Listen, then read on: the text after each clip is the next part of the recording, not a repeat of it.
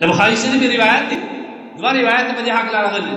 یو روایت دا دی چې یو فاحشه زنانه وه، ډېره سخته فاحشه زانیه زنانه وه، ګناهګاره زنانه وه. هغه یو وخت را روانه ده په لاره باندې، یو کوهی راځي، یو څا راځي، د هغه څا سره نږدې یو سپی پروت دی. هغه د تندې د حالات څخه یو قسم حالات پر ده باندې راغلی دي، ان تر دې چې پر مځکه باندې خولې لګېږي. دې زنانو چې دې سپي ته وکتل، ډېر رحم یې ورباندې راغلی، زړه یې ورباندې وسوځېد. شی نه و چې اوبه ورته راوکاږي، لوښی نه ورسوله، هغه نه وه. دا خپلې موزې ته یې خپل چادر واچوي، څا ته یې وغځول، هغه اوبه یې په راپورته کړې، دا سپی یې اوبه کړي. وختي زنانې په دې باک نه دی کړی.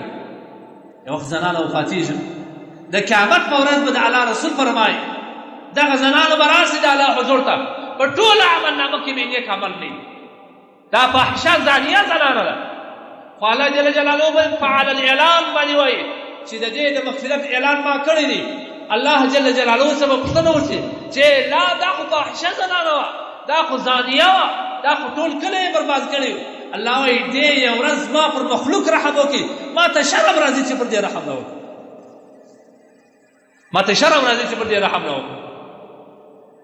بل روایت کې هم دغه بخاري شریف دا روایت نقل کړی دی چې یو کس روان، هغه په لاره کې یو کوهی راغلی، یو څا راغلی، هغه څا سره سپی پروت دی، سخت تږی دی. دی خپله کوهي ته وشوځو، په دا خپله موزه کې اوبه راپورته کړې، دا سپی یې په اوبه کې. د قیامت په ورځ به الله جل جلاله د الله رسول فرمایي د دغه کس د مغفرت اعلان کوي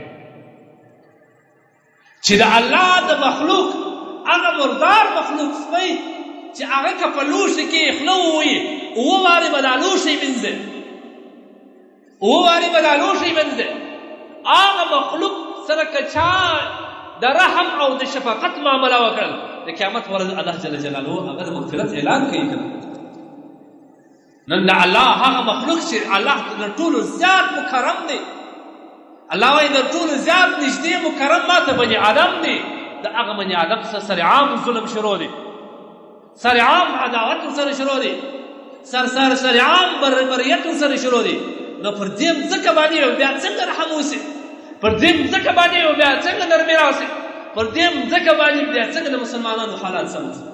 د دې امید